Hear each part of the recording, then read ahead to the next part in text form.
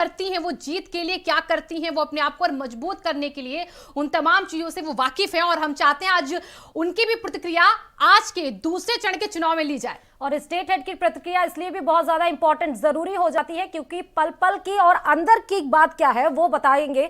साथ ही ये बताएंगे कि इन 9 जिलों में मुस्लिम फैक्टर कितना ज्यादा अपने समीकरण को साधने की कोशिश कर रहा है। बीजेपी ने आखिर हर 9 जिलों की 55 विधानसभा क्षेत्रों में आखिर हिंदू कैंडिडेट ही क्यों उतारे हैं, ये सबसे बड़ा फैक्टर है क्योंकि जाट और मुस्लिम बाहुल्य ही क्षेत्र है और बीजेपी जाटों पे ज्यादा फोकस करके और मुस्लिम को रिझाने की कोशिश भी नहीं की है। तो अंदर की बातों को अगर जानना है तो सीधे हम वीरेंद्र सर के पास चलते हैं। देखिए, जो 55 सीटों पर मतदान चल रहा है, ये 55 सीटें उत्तर प्रदेश में किसकी सरकार बनेगी इसका तय कर देंगी आज, क्योंकि ये जो दूसरा फेज है इसको मिलाकर पहला और दूसरा 113 सीटों पर आज मतदान हो जाएगा। उत्तर प्रदेश में 403 विधानसभा की सीटें हैं, उसमें 100 से ज्यादा सीटों पर आज मतदान हो जाएगा। तो ये क्लियरिटी आ जाएगी कि ये चुनाव किस ओर जा रहा है। अगर आप इन 55 सीटों पर देखेंगे तो 38 सीटें भारतीय जनता पार्टी के पास थीं और समाजवादी पार्टी के लिए भी ये जो सबसे महत्वपूर्ण इलाका है कहा जाए, ये 9 जिले और ये गढ़ के रूप में रहा है। सबसे ज्यादा सीटें समाजवादी पार्टी इस इलाके से जीती थी, 15 सीटों के करीब। बसपा के पास सीटें नहीं थी, कांग्रेस के पास थी। आज ये चुनाव में जो 9 जिले हैं इसमें सबसे महत्वपूर्ण कौन सा है? रामपुर, क्योंकि रामपुर में जो आजम खां का परिवार है, उनकी पत्नी, उनका बेटा और आजम खां खुद, ये सब बड़े पदों पर रहे हैं, लेकिन वो सब जेल गए। जेल से पत्नी और बेटा तो बाहर आ गए, लेकिन आजम खां अभी भी जेल में है। ये चुनाव इस बात को भी तय करेगा कि आजम खां का जो भविष्य है वो क्या होगा। वो अगर समाजवादी की सरकार बनती है तो वो छूट पाएंगे, अगर समाजवादी की सरकार नहीं बनती है तो क्या वो जेल से नहीं छूटेंगे, वो लगातार जेल में रहेंगे। वो संसद के सदस्य हैं, पहले से वो सांसद हैं, लेकिन वो पिछले 2 साल से जेल में है जी। ये चुनाव इन सब आंकड़ों की वजह से थोड़ा महत्वपूर्ण हो जाता है। जैसे आप शाहजहांपुर आइए, शाहजहांपुर में 6 सीटें हैं विधानसभा की और वहां पर 5 बीजेपी जीती थी और जो 6ठी सीट थी वो समाजवादी पार्टी के पास थी। शरद वीर सिंह जलालाबाद से सपा के विधायक थे, उनको भी तोड़ के अब बीजेपी ने अपने साथ मिला लिया। बीजेपी 6 में 6 जीतने की कोशिश कर रही है, लेकिन 2017 का चुनाव मोदी लहर था। ये कहा जाए कि मोदी की प्रचंड आंधी थी जिसको नोटबंदी भी प्रभावित नहीं कर पाई। जब 2016 में नोटबंदी हुई तब भी उत्तर प्रदेश की जनता ने माना कि मोदी ने बढ़िया काम किया है। जो बड़े लोग थे, जो काला धन इकट्ठा किए थे, उनको परेशानी हुई है इससे, और जनता ने इस फैसले को हाथों हाथ लिया और बीजेपी को वोट दिया और बीजेपी की बहुमत की सरकार बनाई। अब आप 5 साल बाद माहौल जब में आते हैं तो आप ये देखते हैं कि 5 साल सरकार चलाने का जो एक एंटी इनकम्बेंसी फैक्टर होता है, उसके साथ साथ लॉ एंड ऑर्डर, महिलाओं की सुरक्षा को लेकर ये मुद्दे बड़े अहम हो जाते हैं। इसके अलावा रोजगार, गरीबी, ये सब चीजें पर भी लोग बात करते हैं। लेकिन जब बीजेपी चुनाव में आती है तो वो चाहती है कि ये चुनाव में ध्रुवीकरण हो और इसके लिए कोशिश भी होती है। हिंदू मुस्लिम सबसे बड़ा फैक्टर बनता है, इन चुनावों में भी बनेगा और ये इलाका भी इसीलिए जाना जाता है, ये मुस्लिम बाहुल्य इलाके हैं जी। आप देखिए कि 9 बजे तक 9%, 8%, 10% के लगभग वोटिंग हुई है। तो ये वोटिंग जो दर्शाती है, ये दर्शाती है कि अभी 11 बजे का जब आंकड़ा आएगा तो ये दुगने पर होगा, क्योंकि जो सुबह का वक्त है उस वक्त में लोग घरों में रहते हैं, सोते हैं। अमूमन छुट्टी, चूंकि चुनाव इलेक्शन का दिन है तो छुट्टियां रहती हैं वहां पर घोषित संबंधित जिलों में, तो लोग देर से उठेंगे, आराम से वोट डालने जाएंगे। वोट का परसेंट अब बढ़ेगा। ये जो वक्त आया है 9 से 11 का, आप देखिएगा इसमें वोटिंग परसेंटेज बढ़ेगा। 62% के करीब फर्स्ट फेज में पोलिंग हुई और उन जगहों पर ज्यादा पोलिंग हुई, चाहे मुजफ्फरनगर हो, शामली हो, जहां पर मुस्लिम बाहुल्य इलाका था, वहां 70-75% तक पोलिंग गई। आज बिजनौर, रामपुर, शाहजहांपुर, बदायूं, मुरादाबाद, ये सब जो जिले हैं ये कस के वोटिंग करेंगे, क्योंकि यहां पर लड़ाई बड़ी कड़ी है और दोनों खेमों में बहुत उत्साह है। बीजेपी ये मान रही है कि उसको फर्स्ट फेज में अच्छी सफलता मिली है, वो समाजवादी पार्टी को रोकने में कामयाब है। सपा के जो लोग हैं वो दावा करते हैं कि हम 45-50 सीट भी फर्स्ट फेज में जीत रहे हैं, हम क्लीन स्वीप कर रहे हैं। लेकिन ये जो चरण है 9 जिलों वाला, 55 सीटों वाला, ये बहुत अहमियत है समाजवादी पार्टी के लिए। वो उत्तर प्रदेश की सत्ता में आएगी या नहीं, ये चरण क्लियर कर देगा। जी बिल्कुल। देखिए वीरेंद्र जी, मुस्लिम बाहुल्य सीटें ये हैं इस दूसरे चरण में, लेकिन देखिए इसी के साथ अगर हम देखें तो ज्यादातर कैंडिडेट जो हैं वो मुस्लिम प्रत्याशी के उतारे। समाजवादी पार्टी ने, बसपा ने और कांग्रेस ने। सपा के प्रत्याशी हैं मुस्लिम 20, बसपा के हैं 23 और कांग्रेस के हैं 20। और जो बीजेपी, उसने अपनी पार्टी से किसी को मुस्लिम प्रत्याशी नहीं बनाया, बल्कि अपना दल से हाँ जरूर एक प्रत्याशी मुस्लिम है। लेकिन जो मुस्लिम फैक्टर की बात हम इस दूसरे चरण में कर रहे हैं, इसमें हमें ये नहीं भूलना होगा कि मुस्लिम वोटों का बंटवारा भी तो हो सकता है। बीजेपी की यही रणनीति हो सकता है कि बीजेपी चाहती है कि मुस्लिम वोटर बढ़ जाए और जो हिंदू वोटर है वो उनके पाले में आ जाए। स्वाभाविक है, इसी के लिए तो 80-20 का नारा दिया गया है कि हम 80-20 पर चुनाव लड़ रहे हैं। और वो एक कहा जाए ध्रुवीकरण लगातार करने की कोशिश हो रही है कि ये चुनाव हिंदू और मुस्लिम हो जाए। अब ये तय करना है उत्तर प्रदेश की जनता को कि उसको जाति के आधार पर, धर्म के आधार पर वोट देना है, या उसको जो समस्याएं उसके बच्चों के साथ भविष्य है, जो गन्ना किसानों का भुगतान है, जो आंदोलन चला, जो गरीबी है, जो बेरोजगारी है, जो महंगाई है, इन सब चीजों से जो सरकार हमें निजात दिलाए, हमें उसको चुनना है। लेकिन देखिए ये बात सही है कि हम लोग जिस प्रदेश में रहते हैं वहां दो चीजें बड़ी महत्वपूर्ण होती हैं, एक तो धर्म, दूसरी जाति। बिल्कुल। और हम आखिरी में जाते इसी पर हैं, और बड़ी संख्या में ये देखा जाता है कि किस पार्टी ने कौन सा कैंडिडेट दिया है। तो बीजेपी में एक नारा है कि सबका साथ सबका विकास, लेकिन ये जरूर है कि सबका साथ कितना है, ये बात आप टिकट वितरण में देख सकते हैं। इसके लिए उनके ऊपर आरोप भी लगते हैं और उसको बहुत सहजता से लेते भी हैं। बीजेपी मुसलमानों को टिकट न देने का कोई बहुत बहाना नहीं ढूंढती है।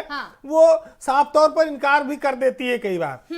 लेकिन समाजवादी पार्टी का वो बेस वोट बैंक है मुस्लिम और यादव। MY फैक्टर जो है, समाजवादी पार्टी को उसके इर्द गिर्द रहना है। अब उसमें बीएसपी कितनी सेंधमारी करेगी, कांग्रेस की ओर कितना जाएगा, जितना वोट बटेगा उतना बीजेपी को फायदा होगा। तो बीजेपी की रणनीति तो यही है कि हम हिंदू वोटों को अधिक से अधिक अपने साथ इकट्ठा करें। देखिए ये जो इलाके हैं, यहाँ पर ध्रुवीकरण होना स्वाभाविक भी है, क्योंकि यहाँ पर सीधी सीधी रेखा खींची हुई है। मुजफ्फरनगर का दंगा क्यों हुआ था? सिर्फ हिंदू और मुस्लिम के कारण हुआ था। और जो ये जहां पर जो संख्या में ज्यादा है, वहां से एक दूसरा पक्ष, दूसरे धर्म के लोग पीड़ित महसूस करते हैं, और यही वजह है कि इलेक्शन में वो लोग फिर उनके खिलाफ वोट करते हैं। ठीक है। इसमें इस सबसे बड़ा सवाल जब भी आपने कहा वीरेंद्र जी कि ध्रुवीकरण की बात और हिंदू वोटों को साधने की पूरी कोशिश बीजेपी फुल प्रूफ स्ट्रैटेजी के साथ उतरी है, तो हिजाब मामले को भी इसमें ले लेते हैं। क्या हिजाब विवाद से किसी का फायदा होगा या फिर ये ध्रुवीकरण के इशारे पे ही रह जाएगा? देखिए उत्तर प्रदेश में इस बात को लेकर बहुत ज्यादा माहौल नहीं है, लेकिन ये जरूर कह सकते हैं कि एक धार्मिक मामला बना और पूरे देश में सोशल मीडिया के साथ ये आगे बढ़ा तेजी से। चर्चा तो है, लेकिन इस पर बुद्धिजीवियों के मत अलग अलग हैं और आम जनमानस में इसको लेकर कोई बहुत ज्यादा उत्साह नहीं है। ये जरूर है, एक बयान आया था गर्मी और चर्बी वाला, वो मामला जरूर इंपॉर्टेंट हो जाता है, क्योंकि वो मुख्यमंत्री ने दिया था बयान, और मुख्यमंत्री ने पलायन को भी मुद्दा बनाया, योगी आदित्यनाथ जी ने, और उन्होंने पूरे प्रदेश में घूम के कहा कि ये दंगे हमने अपनी सरकार में नहीं होने दिए। दंगों से बहुत बड़ा नुकसान होता है आम जनमानस का, लोगों के घर उजड़ते हैं, बाल बच्चे अनाथ हो जाते हैं, परिवार कई सालों पीछे चला जाता है। तो ये तो बात सही है कि हमें लॉ एंड ऑर्डर सबसे प्रायोरिटी पर चाहिए, जो भी सरकार हो। और दूसरा बिजली का मुद्दा है, जीवन में रोजगार का मुद्दा है, और गन्ना किसान का मुद्दा है। बीजेपी इसकी भरपाई करना चाहती है। जो गन्ना आंदोलन, किसान जो 3 कृषि कानून को लेकर आंदोलन हुआ, बीजेपी चाहती है इसकी भरपाई हो जाए, लेकिन सपा और एलडी उसको होने नहीं दे रहे हैं। आरएलडी और सपा ने इन दोनों फेज में एक अपने लिए उनको एक संजीवनी मिली है इस किसान आंदोलन से, और खास तौर से राष्ट्रीय लोकदल जयंत चौधरी वो उत्तर प्रदेश की सियासत में पुनर्जीवित हो रहे हैं। बीजेपी के तमाम न्योतों को उन्होंने ठुकराया है। ये देखना होगा कि 2 चरणों के बाद जब स्थिति बनेगी, या 10 मार्च के बाद जब काउंटिंग होगी, तब वो उस न्योते को स्वीकार करते हैं या उसी अपने स्टैंड पे जी, बरकरार और रखें। इसी के साथ एक सवाल मेरा बहुत जरूरी है जानना वीरेंद्र जी, क्योंकि उत्तर प्रदेश में ये समझना जरूरी है कि इस बार बिहार विधानसभा की तरह समर्थन मिलेगा या बंगाल की जैसा तिरस्कार होगा, क्योंकि ओवैसी का फैक्टर बहुत इंपॉर्टेंट हो जाता है। और ओवैसी को यह भी समझना जरूरी होगा सर कि ओवैसी बार बार इन पश्चिमी उत्तर प्रदेश में क्यों इतना जोर लगा रहे हैं, सिर्फ ध्रुवीकरण बन के रह जाएंगे कि वोट कटवा के नाम पर जाएंगे ओवैसी? देखिए, ये बड़ा इंपॉर्टेंट सवाल है और उत्तर प्रदेश में ये लगता है कि ये चुनाव ये बात तय करेंगे कि ओवैसी जैसी जो पार्टियां हैं जो आज दक्षिण भारत से निकलकर यहाँ आए हैं, हैदराबाद और तेलंगाना से, वो उत्तर प्रदेश की सियासत को कितना प्रभावित करते हैं। ओवैसी जितना मजबूत लड़ेंगे उतना फायदा होगा बीजेपी को। देखिए, जितना मुस्लिम वोट डाइवर्ट होगा, बटेगा, उसका सीधा लाभ भारतीय जनता पार्टी को है। लेकिन कई जगहों पर यह चुनाव सीधे लड़ाई में है, सपा और भाजपा के, सपा का जो गठबंधन है और भाजपा के सामने। इस वजह से दूसरे दल इसको लेकर परेशान है, चाहे बसपा हो चाहे कांग्रेस हो। वो कहते हैं हम भी लड़ाई में हैं, हमें भी सुनो। लेकिन जनता में और मीडिया में और जानकारों के बीच चर्चा है कि ये लड़ाई सीधी है। सीधी लड़ाई होने से ये दल पीछे हो जाते हैं और बीजेपी के सामने एक बहुत बड़ी चुनौती आ जाती है। असदुद्दीन ओवैसी की पार्टी ने बहुत सारे कैंडिडेट खड़े किए हैं, उनके भाषण में काफी भीड़ सुनने को भी उनको आती है। अब अगर वो हर विधानसभा में 10-15 हजार वोट काटेंगे तो स्वाभाविक है कि समाजवादी पार्टी और आरएलडी के गठबंधन को बड़ा नुकसान होगा और बीजेपी को इसका सीधा फायदा होगा। उत्तर प्रदेश में मैंने आपसे बताया कि आज ये बात तय हो जाएगी कि सरकार किसकी बनने जा रही, क्योंकि आज 113 सीटों पर मतदान संपन्न हो जाएगा और ये बहुत बड़ी सीटें हैं। इससे साफ हो जाएगा कि यूपी में अब सरकार बीजेपी की बनेगी या सपा आरएलडी गठबंधन की। बिल्कुल वीरेंद्र जी, और देखिए 38 सीटें बीजेपी ने जीती 2017 में, लेकिन अब बीजेपी के लिए हम कह रहे हैं इस बार बड़ा फैक्टर सपा रालोद का गठबंधन और जो मुस्लिम उम्मीदवार हैं, जो मुस्लिम प्रत्याशी हैं, वो बन सकते हैं। लेकिन एक चीज ये भी नहीं भूलनी चाहिए कि 2017 में जब 38 सीटें बीजेपी ने जीती तो 25 ऐसी सीटें थी जहां पर हैट्रिक मार्जिन जो बीजेपी का था वो 20,000 से ज्यादा था। तो इससे एक चीज ये भी समझ में आती कि इतना आसान भी नहीं होगा बीजेपी को हराना। देखिए, ये जो 2017 का माहौल था वो एक आंधी थी, तूफान था। वहां पर यूथ पूरी तरह से बीजेपी के साथ था। समाजवादी परिवार में जिस तरह से कला चल रही थी, शिवपाल यादव अलग हो गए थे, एक अलग पार्टी बना ली थी उन्होंने। और ये माना गया कि जो सरकार चली 5 साल अखिलेश यादव की, उसमें जो आयोगों में भर्तियां निकली, जो एक जाति वर्ग विशेष के लोगों को बड़े बड़े पदों पर बैठाया गया, उन सब का मैसेज जनता के बीच खराब गया। ये माना गया कि लैंड ऑर्डर खराब हो रहा है।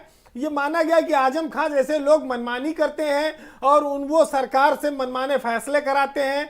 मुजफ्फरनगर का दंगा भी एक उसमें बहुत बड़ा कारण बना, पलायन कैराना का, ये सारे बड़े बड़े मुद्दे कारण बने और माहौल बना एक अखिलेश यादव सरकार के खिलाफ कि यहाँ पर युवा निराश है, गरीबी बढ़ रही है, महंगाई से लोग परेशान हैं, बेरोजगारी है और समाजवादी परिवार में झगड़ा है और साइकिल चुनाव चिन्ह को लेकर लड़ाई चल रही है। ये सब चीजें समाजवादी पार्टी के खिलाफ जाती रही। लेकिन उसके बाद बीजेपी को हिंदू मुस्लिम करने के भी उसका जो एजेंडा रहता है, उसको यही वजह है कि 15-15, 20-20 हजार वोटों से वो लोग जीते। धर्म और जात की दीवार टूट गई थी 2017 के इलेक्शन में, आपने देखा होगा। और यही वजह है कि बहुत वोट मिले बीजेपी के कैंडिडेट को, 1-1 लाख वोट लोगों को मिला, 1.25 लाख 1.5 लाख वोट तक मिला। क्यों? सिर्फ इसलिए कि वो सरकार से नाराज थे, समाजवादी सरकार से। आज 5 साल बाद वो स्थिति नहीं है। यूथ कई जगह पर आंदोलन कर रहा है। 69,000 शिक्षकों की भर्ती आप ले लीजिए, उसको लेकर विवाद है। जो एग्जाम होता है उसका पर्चा लीक हो जाता है, यह आरोप सरकार पर लगता है। सरकार कठोर कार्रवाई करती है, कई सारे लोगों को निलंबित करती है, जेल भेजती है। लेकिन इतना बड़ा तंत्र है, ये प्रदेश इतना बड़ा है, ये कई राष्ट्रों से बड़ा है दुनिया के, यहाँ पर लैंड ऑर्डर हमेशा एक चुनौती रही है। कोई सरकार आए उसके पास जादू की छड़ी नहीं है, वो घुमा के ठीक कर देगा। क्राइम कंट्रोल बहुत बड़ी चुनौती है। महिलाओं के साथ आप देखिए कि क्राइम में किस तरह से यूपी में स्थितियां हैं।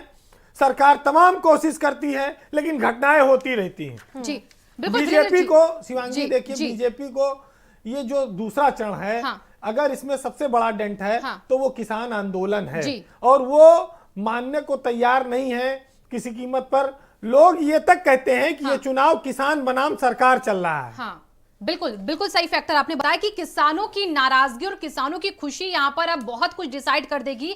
लेकिन जहां पर आज 55 विधानसभा सीटों पर चुनाव है वीरेंद्र जी, अगर हम लोकसभा 2019 का चुनाव देखें तो यहां से 11 लोकसभा सीटें आती हैं। बसपा, सपा और रालोद 19 में 7 थे, तीनों का गठजोड़ था और यहां से 7 सीटें जीती इस गठबंधन ने। बसपा को मिली 4, सपा को मिली 3, लेकिन उसके बाद भी बीजेपी जीत गई। यानी कि ये जो इलाके हैं, यानी कि पश्चिमी उत्तर प्रदेश के जो इलाके हैं, यहां पर गठबंधन हावी रहा है, लेकिन उसके बाद भी ऐसा क्या है कि वो जीत तक नहीं पहुंच पाता है? कहां कमी और इस बार क्या लगता है ये गठबंधन कामयाब होगा? देखिए, जो देश का चुनाव होता है लोकसभा का, वहां पर लोग प्रधानमंत्री के तौर पर नरेंद्र मोदी को देखते हैं। वो राष्ट्र निर्माण के लिए वोट करते हैं। वो ये देखते हैं कि अगर हम सपा को वोट देंगे, बसपा को वोट देंगे या आरएलडी को वोट देंगे तो हमारा वोट से प्रधानमंत्री कौन बन रहा है। ये एक बहुत बड़ा फैक्टर हो जाता है जिसकी वजह से लोकसभा का जो रिजल्ट होता है और विधानसभा का जो मतदान होता है उन दोनों में अंतर आ जाता है। ये चुनाव विधानसभा का प्रदेश की सरकार चुनने के लिए होती है और लोग तब इसमें तुलना करते हैं कि योगी की सरकार कैसी है, अखिलेश की सरकार कैसी थी और मायावती ने कैसी सरकार चलाई। मायावती अब अलग हो चुकी है उस गठबंधन से जो लोकसभा में था।